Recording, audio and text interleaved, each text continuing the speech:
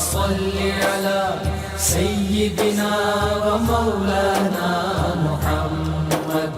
وعلى بسم اللہ الرحمن الرحیم۔ السلام علیکم ناظرین و سامعین کرام۔ یاد الہی کے سابقہ تمام پروگرامز دیکھنے کے لیے، بالخصوص وظائف دیکھنے، سننے، جاننے اور پڑھنے کے لیے آپ ہمارے یوٹیوب چینل یاد الہی یعنی YAADESPACE یوٹیوب چینل یاد الہی کو سبسکرائب بھی کیجئے، لائک بھی کیجئے، کمنٹس بھی کیجئے، تاکہ یاد الہی کے مختلف پروگرامز اور وظائف سے آپ مکمل رہنمائی حاصل کر سکیں۔ جی ناظرین و سامعین، پروگرام یاد الہی میں روزانہ عظیم ہستیوں کے تذکارے پاک کیے جاتے ہیں، اور اس کے ساتھ ساتھ کچھ ایسے موضوعات پر گفتگو ہوتی ہے جن سے آپ کو رہنمائی حاصل ہوتی ہے۔ آج نبی رحمت صلی اللہ تعالی علیہ وآلہ وصحبہ وبارک وسلم آپ کی ولادت باسعادت کے حوالے سے گفتگو ہوگی کہ ولادت باسعادت سے پہلے اور ولادت باسعادت کے وقت اللہ سبحانہ وتعالی کی قدرت کاملہ اور نبی رحمت صلی اللہ علیہ وآلہ وسلم کے کن معجزات کا ظہور ہوا، اس پر بھی بات ہوگی۔ اس سے پہلے کتاب الشفاء سے آج کا خاص وظیفہ اولاد نرینہ کے حصول کے لیے وظیفہ۔ اکثر ہمارے ویورز اور لسنرز پوچھتے رہتے ہیں کہ اولاد نہیں ہے یا نرینہ اولاد نہیں ہے، تو اس حوالے سے بہت مجرب عمل سورۃ الکوثر، بسم اللہ الرحمن الرحیم، انا اعطیناک الکوثر فصل لربک وانحر ان شانئک هو الابتر۔ یہ سورۃ الکوثر بسم اللہ الرحمن الرحیم کے ساتھ میاں بیوی دونوں روزانہ 111 مرتبہ پڑھیں، اول آخر 11 مرتبہ درود پاک پڑھیں، اور نبی کریم رؤوف الرحیم علیہ الصلاۃ والتسلیم کے وسیلے سے دعا مانگیں۔ انشاءاللہ اللہ سبحانہ وتعالی اپنے پیارے حبیب مکرم صلی اللہ علیہ وآلہ وسلم کے وسیلے سے، ان کے تصدق سے اولاد نرینہ سے نوازے گا۔ اللہ پر کامل یقین رکھتے ہوئے، نبی رحمت صلی اللہ علیہ وآلہ وسلم کا وسیلہ پیش کرتے ہوئے یہ وظیفہ کیجئے، انشاءاللہ اللہ سبحانہ وتعالی اولاد نرینہ کی نعمت سے نوازے گا۔ آپ کو ضرورت ہے، ضرور اپنے معمول کا حصہ بنائیے، اپنے اوراد و وظائف میں شامل کیجئے،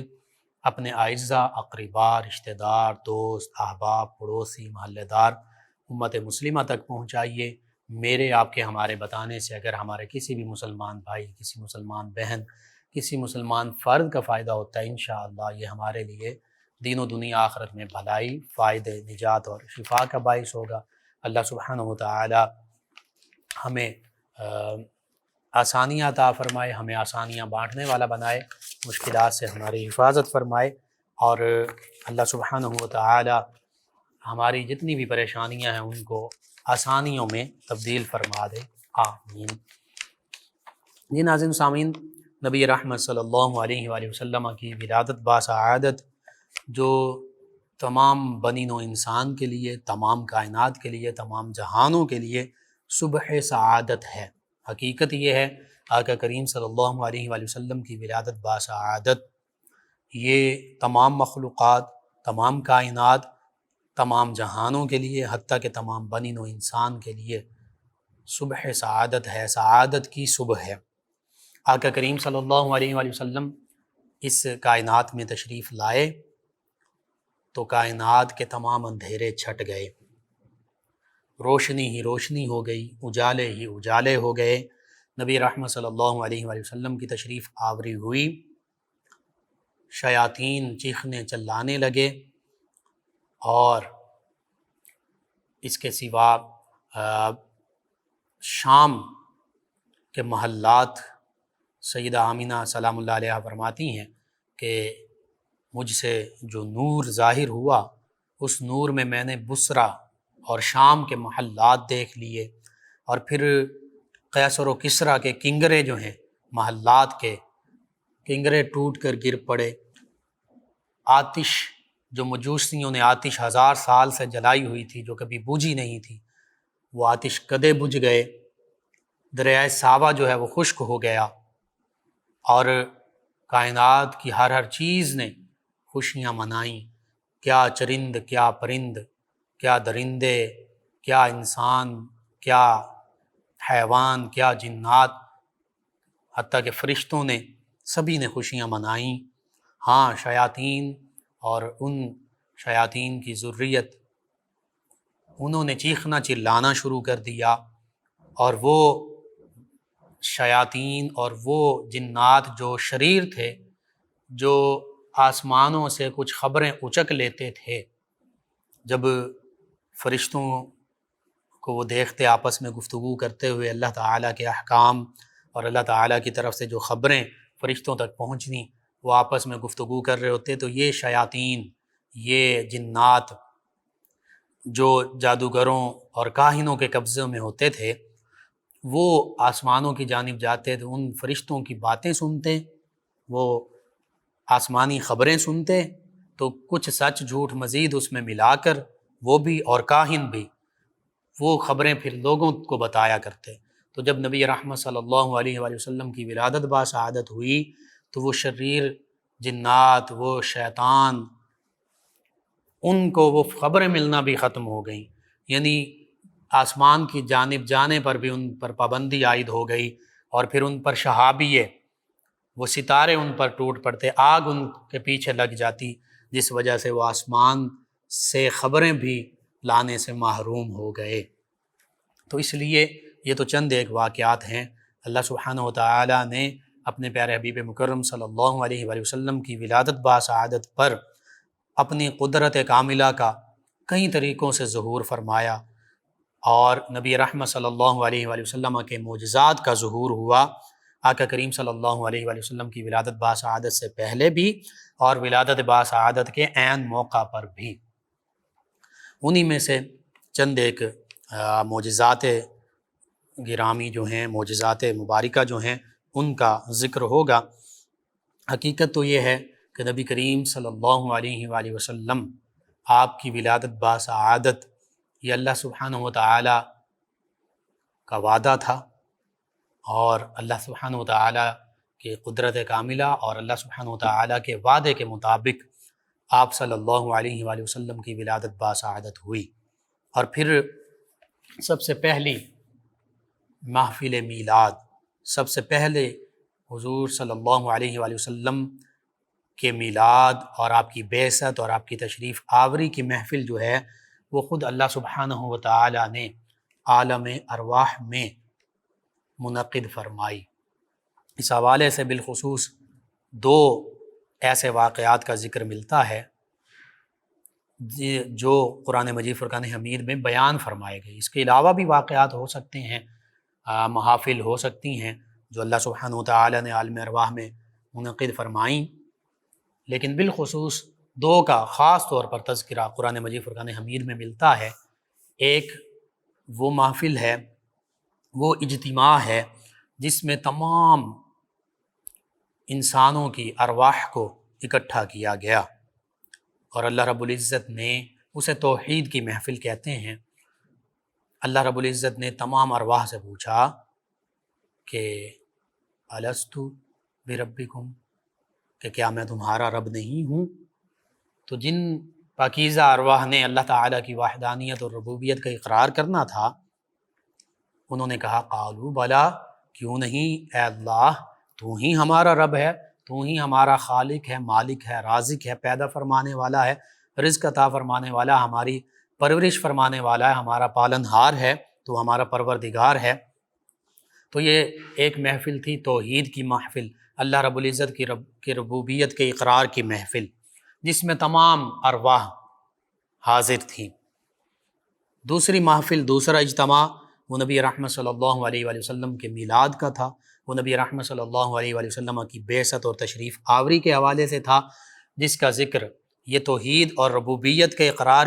کی محفل اور اجتماع کا ذکر سورہ اعراف میں ہے، 9ویں پارے میں، اور نبی رحمت صلی اللہ علیہ وآلہ وسلم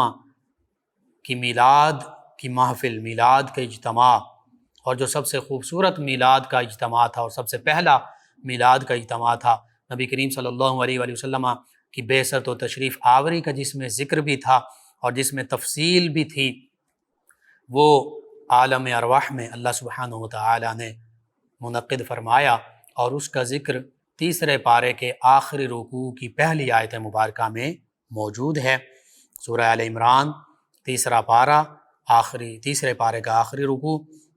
پہلی آیت مبارکہ، اللہ سبحانہ و تعالی نے ارشاد فرمایا وَإِذْ أَخَذَ اللَّهُ مِيثَاقَ النَّبِيِّينَ لَمَا آتَيْتُكُم مِّن كِتَابٍ وَحِكْمَةٍ، فرمایا وَإِذْ، اے پیارے حبیب صلی اللہ علیہ وآلہ وسلم آپ یاد فرمائیے اس وقت کو جب اخذ اللہ سبحانہ و تعالی نے لیا کیا، میثاق النبیین، تمام انبیاء کرام علیہ السلام، 1,24,000 کم و بیش انبیاء و مرسلین علیہ الصلاۃ والتسلیم سے جب اللہ تعالی نے پختہ وعدہ لیا، وَإِذْ أَخَذَ اللَّهُ مِيثَاقَ النَّبِيِّينَ، اور اب اس میلاد کی محفل میں، اس میلاد کے پہلے اجتماع میں جو اللہ سبحانہ و تعالی نے منعقد فرمایا، جس میں تمام انبیاء و مرسلین علیہ الصلاۃ والتسلیم کی ارواح مبارکہ موجود ہیں، نبی رحمت صلی اللہ علیہ وآلہ وسلم کی روح مبارکہ موجود ہے، تو اللہ سبحانہ و تعالی اس واقعے کو یاد کرواتے ہوئے اپنے پیارے حبیب مکرم صلی اللہ علیہ وآلہ وسلم سے ارشاد فرما رہا ہے سورہ آل عمران میں تیسرے پارے کے آخری رکوع کی پہلی آیت مبارکہ میں کہ اے میرے پیارے حبیب صلی اللہ علیہ وآلہ وسلم آپ اس واقعے کو یاد فرمائیے کہ جب اللہ تعالی نے تمام انبیاء کرام علیہ السلام کی ارواح مبارکہ سے یہ پختہ عہد لیا، پختہ وعدہ لیا، کہ جس میں نبی کریم صلی اللہ علیہ وآلہ وسلم کی روح مبارکہ بھی موجود تھی، اور سیدنا آدم علیہ السلام سے لے کر سیدنا عیسیٰ علیہ السلام تک تمام انبیاء و مرسلین علیہ الصلاۃ والتسلیم کی ارواح مبارکہ بھی موجود تھیں، اور ان تمام انبیاء کرام علیہ السلام سے اللہ سبحانہ و تعالی نے پختہ وعدہ لیا، وَإِذْ أَخَذَ اللَّهُ مِيثَاقَ النَّبِيِّينَ، اب وعدہ کیا لیا، لَمَا آتَيْتُكُم مِّن كِتَابٍ وَحِكْمَةٍ، فرمایا کہ اے میرے انبیاء، اے میرے رسل علیہ السلام، جب میں تمہیں کتاب و حکمت سے نوازوں،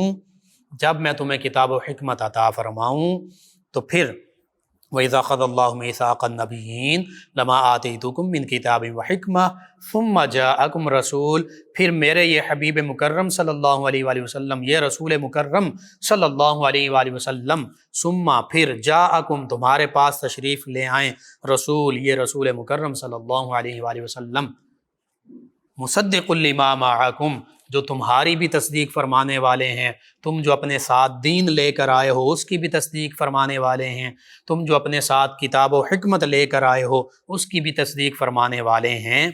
تو پھر تم نے کیا کرنا ہے، لَتُؤْمِنُنَّ بِهِ وَلَتَنْصُرُنَّهُ، اللہ سبحانہ وتعالی انبیاء کرام علیہ السلام، رسول اعظام علیہ السلام، ان سے عالم ارواح میں یہ پختہ وعدہ لے رہا ہے، میثاق لیا جا رہا ہے کہ پھر تم نے،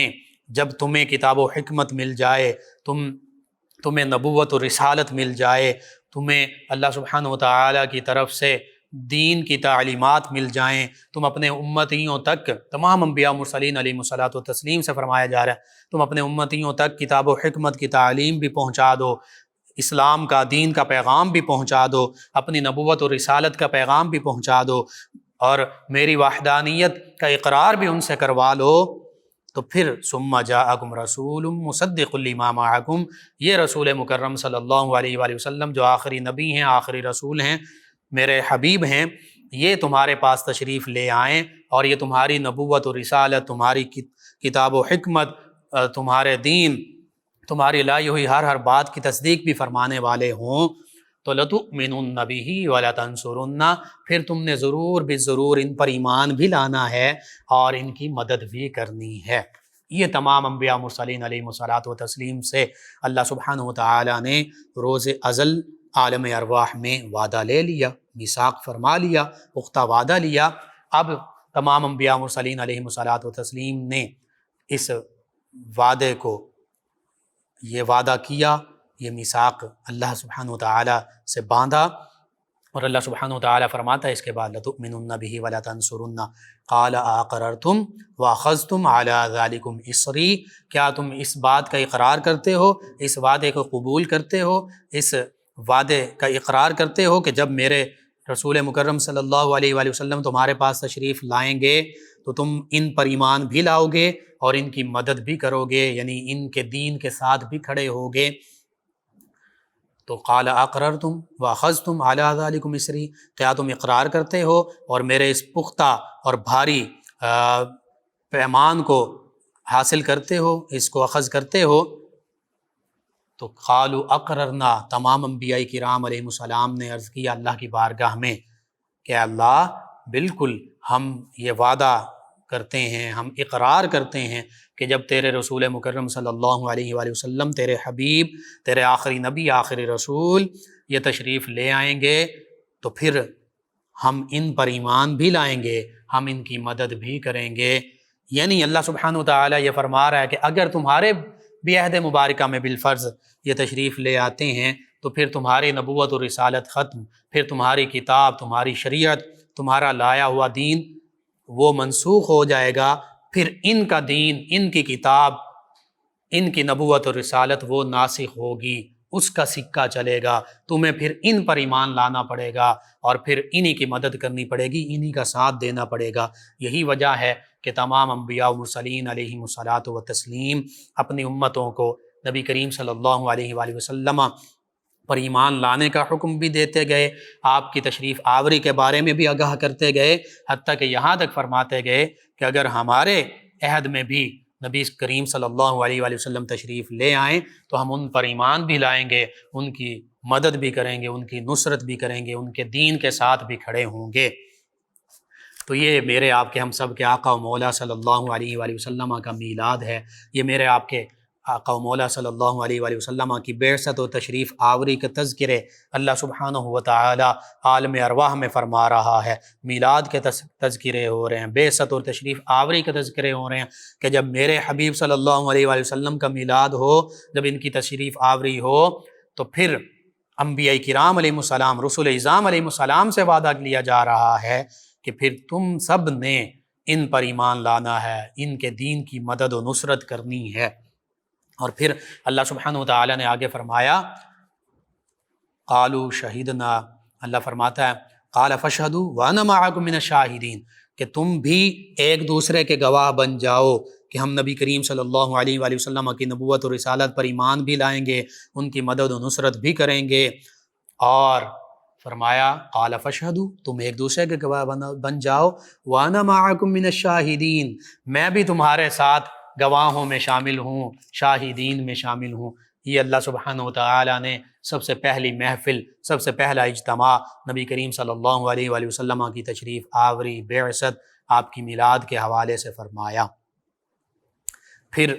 آقا کریم صلی اللہ علیہ وآلہ وسلم کے میلاد کے تذکرے، آپ کی تشریف آوری کے تذکرے، آپ کی بعثت کے تذکرے تمام انبیاء و مرسلین علیہم الصلاۃ والتسلیم فرماتے گئے۔ تورات میں نبی کریم صلی اللہ علیہ وآلہ وسلم کی تشریف آوری کے تذکرے موجود ہیں، زبور میں نبی کریم صلی اللہ علیہ وآلہ وسلم کی تشریف آوری کے تذکرے موجود ہیں، انجیل بربناس جو ہے اس میں نبی کریم صلی اللہ علیہ وآلہ وسلم کی تشریف آوری کے تذکرے موجود ہیں، سیدنا موسیٰ علیہ السلام نبی کریم صلی اللہ علیہ وآلہ وسلم کی تشریف آوری کے تذکرے فرماتے گئے، سیدنا عیسیٰ علیہ السلام نے نبی کریم صلی اللہ علیہ وآلہ وسلم کی بشارتیں دی، تشریف آوری کے تذکرے فرمائے، سیدنا ابراہیم علیہ السلام نے دعائیں مانگیں، دیگر بنی اسرائیل کے انبیاء کرام علیہ السلام تذکرے فرماتے گئے۔ اور وہ تذکرے اگرچہ تورات، زبور، انجیل میں تحریف ہو گئی، اس میں تبدیلیاں لوگوں نے کیں، اپنے ہاتھ سے تبدیلیاں کی، یحرفون الکلم عن مواضعہ، کہ یہ لوگ یہود و نصارہ انہوں نے تورات، زبور، انجیل میں اپنے ہاتھوں سے تحریف کر دی، تبدیلی کر دی، لیکن پھر بھی آج بھی وہ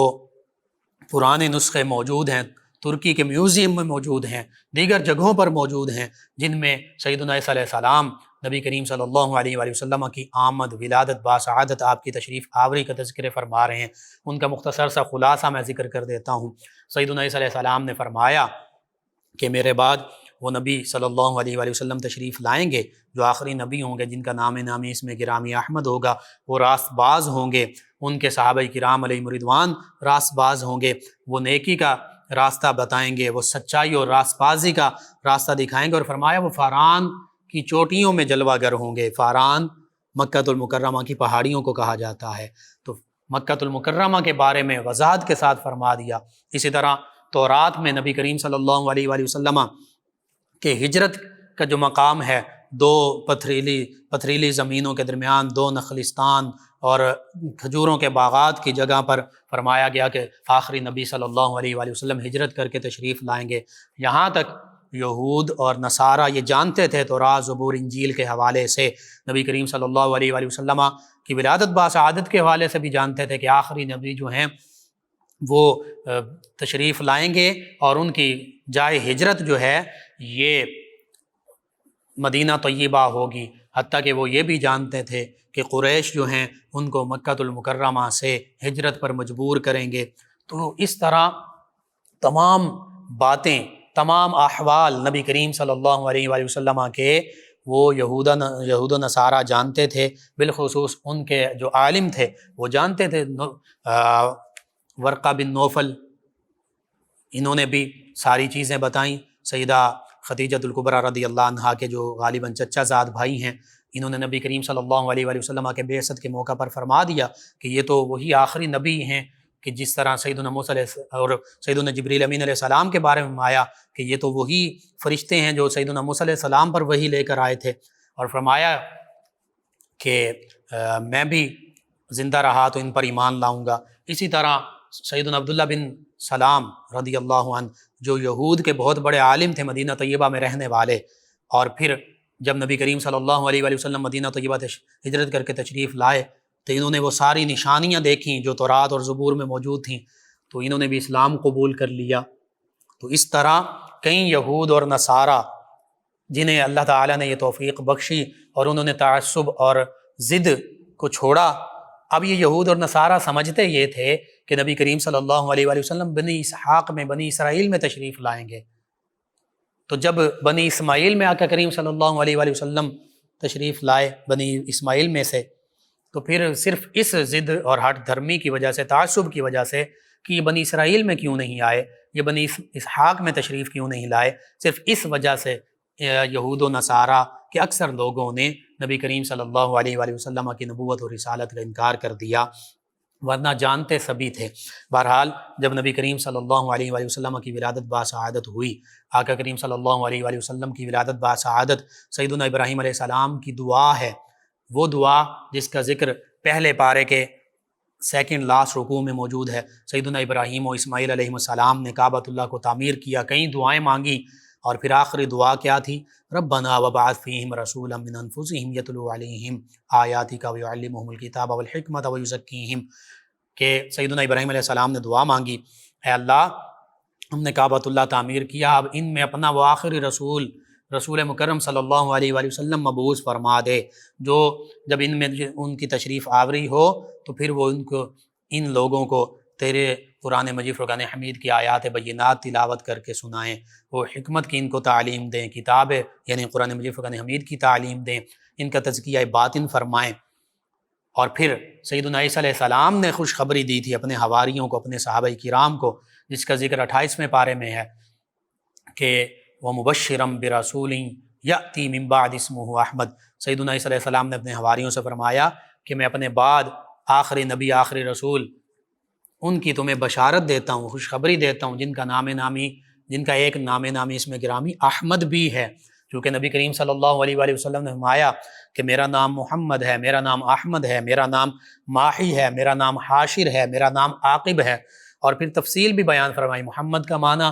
الذی یحمد حمدا کثیرا، وہ ہستی جن کی سب سے زیادہ تعریف، توصیف بیان کی گئی، اور کیوں نہ ہو ورفعنا لک ذکرک، اللہ فرماتا ہے اے نبی صلی اللہ علیہ وسلم ہم نے آپ کی خاطر آپ کے ذکر کو سب سے بلند فرما دیا، اور جس کا ذکر اللہ سبحانہ وتعالی بلند فرمائے حقیقت یہ ہے وہ محمد ہیں، یعنی ان کی کائنات میں سب سے زیادہ حمد، ان کی توصیف، تعریف بیان کی گئی، جس کی تعریف اللہ بیان فرمائے جس ہستی کی، وہ محمد ہی ہو سکتے ہیں۔ پھر احمد کا معنی ہے جو اللہ تعالیٰ کی سب سے زیادہ حمد بیان کرے، اور حقیقت یہ اس کائنات میں سب سے زیادہ حمد بیان کرنے والی ہستی، اللہ تعالیٰ کی حمد کرنے والی وہ آقا کریم صلی اللہ علیہ وآلہ وسلم ہے، اور کسی ہستی کی تعریف کرنے والے وہ اللہ کی ذات ہیں۔ اسی لیے ہمارے آقا مولا صلی اللہ علیہ وآلہ وسلم محمد بھی ہیں، احمد بھی ہیں، اور فرمایا ماحی بھی ہیں، یعنی تمام جہالت کی رسموں کو، شرک کو، کفر کو مٹانے والے، وہ میرے آپ کے ہم سب کے آقا و مولا صلی اللہ علیہ وآلہ وسلم، ماحی مٹانے والے تمام غیر اسلامی اور کفریہ شرکیہ رسموں کو، جہالت کی رسموں کو مٹانے والے۔ پھر فرمایا میں حاشر بھی ہوں، آقا کریم صلی اللہ علیہ وآلہ وسلم کے قدموں میں حشر بپا ہوگا۔ پھر فرمایا کہ میں عاقب بھی ہوں، اور پھر اس کی وضاحت بھی فرمایا عاقب کا معنی یہ ہے وہ ہستی جس کے بعد کوئی اور نبی نہ ہو، یعنی نبی کریم صلی اللہ علیہ وآلہ وسلم عاقب ہیں، آخری نبی ہیں، آخری رسول ہیں، آپ کے بعد کوئی نبی نہیں، کوئی رسول نہیں۔ جو نبوت اور رسالت کا دعویٰ کرے کسی بھی معنوں میں، ذلی، بروزی، تشریعی، غیر تشریعی میں، وہ دجال ہے، وہ کذاب ہے، وہ جھوٹا ہے، وہ نبی نہیں ہو سکتا، وہ متنبی ہے۔ متنبی کا معنی خود بخود نبوت کا جھوٹا دعویٰ کرنے والا۔ اور فرما دیا کہ میرے بعد 30، خاص طور پر 30 کا ذکر فرمایا، 30 ایسے جھوٹے دجال کذاب ہوں گے جو نبوت کا جھوٹا دعویٰ کریں گے۔ فرمایا انا خاتم النبیین لا نبی بعدی، فرمایا میں حالانکہ میں آخری نبی ہوں، میرے بعد کوئی نبی نہیں۔ فرما گئے یہ ہادی لا نبی بعدی، نبی کریم صلی اللہ علیہ وآلہ وسلم نے خود فرما دیا کہ میں آخری نبی ہوں، میرے بعد کوئی نبی نہیں ہے۔ جو بھی نبوت کا دعویٰ کرے وہ جھوٹا ہے، وہ دجال ہے، وہ کذاب ہے، اس کا اسلام کے ساتھ، نبی رحمت صلی اللہ علیہ وآلہ وسلم کے ساتھ کوئی تعلق نہیں، حتیٰ کہ اللہ سبحانہ وتعالیٰ کی ذات کے ساتھ اس کا کوئی تعلق نہیں، کہ اللہ کے حکم، اللہ کے جو احکام اور تعلیمات ہیں، ما کان محمد ابا احد من رجالکم ولکن رسول اللہ وخاتم النبیین، اس اللہ کے حکم کا وہ انکار کر رہا ہے، تو اس کا اللہ کے ساتھ تعلق نہیں، نبی رحمت صلی اللہ علیہ وآلہ وسلم کے ساتھ کوئی تعلق نہیں، اسلام کے ساتھ کوئی تعلق نہیں، قرآن کے ساتھ کوئی تعلق نہیں، حتیٰ کہ امت محمدیہ صلی اللہ علیہ وآلہ وسلم کے ساتھ اس کا کوئی تعلق نہیں، جو ختم نبوت و ختم رسالت کا انکار کرنے والا ہے۔ بہرحال نبی کریم صلی اللہ علیہ وآلہ وسلم فرماتے ہیں کہ انا دعوت ابی ابراہیم ربنا وبعث فیہم رسولا کی طرف اشارہ فرمایا کہ میں تو اپنے والد گرامی سیدنا ابراہیم علیہ السلام کی دعا ہوں جو انہوں نے مانگی تھی کعبہ کی تعمیر کے موقع پر، اور فرماتے ہیں وبشارت عیسیٰ، اور میں سیدنا عیسیٰ علیہ السلام کی وہ خوشخبری ہوں جو انہوں نے اپنے حواریوں سے ارشاد فرمائی تھی، اور فرمایا کہ میں تو اپنے والدہ کا وہ خواب ہوں کہ جس میں آپ نے دیکھا کہ مجھ سے نور ظاہر ہوا، اور اس نور سے سیدہ آمینہ سلام اللہ علیہ فرماتی ہیں کہ شام کے محلات میں نے دیکھ لیے۔ اور پھر نبی کریم صلی اللہ علیہ وآلہ وسلم کی جب ولادت باسعادت ہوئی، سیدہ آمینہ سلام اللہ علیہ خود فرماتی ہیں کہ اللہ تعالیٰ نے تمام فرشتوں سے فرمایا کہ تمام آسمانوں اور جنتوں کے دروازے کھول دو، اور فرمایا کہ اس روز سورج کو عظیم نور پہنایا گیا، اور اللہ تعالیٰ نے دنیا بھر کی عورتوں کے لیے یہ مقدر کر دیا کہ وہ نبی کریم صلی اللہ علیہ وآلہ وسلم کے وسیلے سے، آپ کے ولادت باسعادت کی برکت سے لڑکے جنے، بیٹے اللہ تعالیٰ نے تمام کائنات میں تمام خواتین کو عطا فرمائے۔ اسی طرح اللہ تعالیٰ کی طرف سے جن برکات کا ظہور ہوا، جو قدرت کاملہ کا ظہور ہوا، نبی رحمت صلی اللہ علیہ وآلہ وسلم کے معجزات کا ظہور ہوا، اس حوالے سے سیرت حلبیہ میں یوں موجود ہے، علامہ نور الدین علی بن ابراہیم بن احمد حلبی شامی آپ لکھتے ہیں کہ جس سال نبی کریم صلی اللہ علیہ وآلہ وسلم آپ کا نور مبارکہ سیدہ آمینہ سلام اللہ علیہ کو ودیعت ہوا، یعنی آپ کا نور مبارکہ سیدنا عبداللہ رضی اللہ عنہ کی پشت مبارکہ سے سیدہ آمینہ سلام اللہ علیہ کے بطن اطہر میں منتقل ہوا، تو فرماتے ہیں کہ وہ سال فتح و نصرت کا سال تھا، وہ تر و تازگی خوشحالی کا سال تھا، اور قریش اور مکہ کے لوگ بھی اس سال کو خوشحالی کا سال کہتے تھے، اور اہل قریش اس سے قبل معاشی بدحالی، مفلسی، تنگ دستی اور قحط سالی میں مبتلا تھے، تو نبی کریم صلی اللہ علیہ وآلہ وسلم کی ولادت مبارکہ کی برکت سے اس سال اللہ تعالیٰ نے بے آب و گیا زمین کو شادابی اور ہریالی عطا فرمائی، سوکھے درختوں اور مردہ شاخوں کو ہرا بھرا کر کے انہیں پھلوں سے لاد دیا، اور اہل قریش اس طرح ہر طرف سے کثیر خیر آنے سے خوشحال ہو گئے۔ قریش مکہ کو اللہ تعالیٰ نے بیٹوں سے نوازا، پھر ان کے ارد گرد جو علاقے تھے جہاں قحط سالی پھیل چکی تھی اور اسرت تھی، تنگ دستی تھی، غربت تھی، مفلوق الحالی تھی، نبی کریم صلی اللہ علیہ وآلہ وسلم کی ولادت باسعادت کا جو سال ہے، اس سال میں وہاں خوشحالی ہی خوشحالی ہو گئی، ہریالی ہی ہریالی ہو گئی، باغات جو ہیں وہ پھلوں سے لد گئے۔ عورتیں جو نبی کریم صلی اللہ علیہ وآلہ وسلم کی ولادت باسعادت کے سال میں جن عورتوں کے ہاں اولاد ہونی تھی، ان سب کو اللہ سبحانہ وتعالی نے بیٹوں سے نوازا۔ یہ نبی کریم صلی اللہ علیہ وآلہ وسلم کی ولادت باسعادت کے حوالے سے معجزات کا ظہور ہو رہا ہے، اللہ تعالیٰ کی قدرت کاملہ کا ظہور ہو رہا ہے۔ اسی طرح دیگر مفسرین، محدثین، حتیٰ کہ مورخین نے بھی لکھا، کئی واقعات کا ذکر کیا۔ انہی کا خلاصہ مختصراً یہ ہے کہ نبی کریم صلی اللہ علیہ وآلہ وسلم کی جب ولادت باسعادت ہوئی تو اس موقع پر تمام کائنات کی ہر چیز نے خوشیاں منائیں سوائے شیطان کے۔ مورخین نے، محدثین نے، مفسرین نے لکھا کہ شیاطین اور اس کی ذریت، اس کے چیلوں نے چیخنا چلانا شروع کر دیا، اور انہوں نے کہا کہ اب ہم جو وہ کچھ خبریں لے آیا کرتے تھے وہ بھی ہم اب نہیں لا سکیں گے، کیونکہ اور قرآن مجید فرقان حمید میں بھی، احادیث مبارکہ میں بھی اس کا تفصیل کے ساتھ ذکر موجود ہے کہ یہ شیاطین، یہ جنات جو ہیں آسمان کی جانب جاتے تھے، خبریں لے آتے، اچک لیتے، سنتے کچھ، اس میں جھوٹ سچ ملا کر کاہنوں کو، جادوگروں کو، ساحروں کو بتاتے، وہ مزید اس میں اپنی طرف سے کچھ باتیں سچ کچھ جھوٹ ملاتے اور یوں لوگوں کو سچ جھوٹ بتایا کرتے۔ تو اب یہ اس طرح کی خبریں حاصل کرنا اور اچک لینا یہ بھی منع ہو گیا، اور وہ شہاب اور وہ ستارے اور وہ آگ ان کے پیچھے لگا دی جاتی جب یہ آسمان کی جانب جاتے۔ اسی طرح نبی کریم صلی اللہ علیہ وآلہ وسلم کی جب ولادت باسعادت ہوئی، خصائص الکبریٰ میں، دیگر کتب میں کئی چیزیں موجود ہیں، صحیح مسلم میں، سنن نسائی میں، احادیث مبارکہ کی کتب میں، سیدہ آمنہ سلام اللہ علیہا فرماتی ہیں کہ میں نے دیکھا کہ 3 جھنڈے نصب کیے گئے ہیں، ایک مشرق میں، ایک مغرب میں، اور تیسرا جھنڈا جو ہے وہ کعبے کی چھت پر، جب نبی کریم صلی اللہ علیہ وآلہ وسلم کی ولادت باسعادت ہوئی۔ اسی طرح سیدہ آمنہ سلام اللہ علیہا فرماتی ہیں کہ جب نبی کریم صلی اللہ علیہ وآلہ وسلم کا نور مبارکہ میرے بطن اطہر میں منتقل ہوا تو عام عورتوں کی طرح مجھے کسی قسم کا درد محسوس نہیں ہوا۔ عام خواتین کے جو معاملات ہوتے ہیں، مجھے کسی طرح کا کوئی ایسا معاملہ پیش نہیں آیا۔ پھر آپ فرماتی ہیں کہ انبیاء کرام علیہ السلام کی زیارتیں ہوئیں، سیدہ مریم سلام اللہ علیہا، سیدہ آسیہ سلام اللہ علیہا، سیدہ ام حوا سلام اللہ علیہا، انہوں نے ان کی زیارتیں ہوئیں، اور انہوں نے آ کر یہ کہا، خوشخبریاں دیں، بشارتیں دیں کہ آمنہ جو اللہ کے محبوب ہیں وہ تیرے ہاں تشریف لانے والے ہیں۔ اور اسی طرح جب نبی کریم صلی اللہ علیہ وآلہ وسلم کی ولادت باسعادت ہوئی، اس موقع پر بھی سیدہ مریم سلام اللہ علیہا، سیدہ آسیہ سلام اللہ علیہا یہ تشریف لائیں، یہ آئیں، انہوں نے اس موقع پر بھی خوشخبریاں دیں۔ اور سیدہ شفا رضی اللہ تعالی عنہ جو سیدنا عبد الرحمن بن عوف رضی اللہ عنہ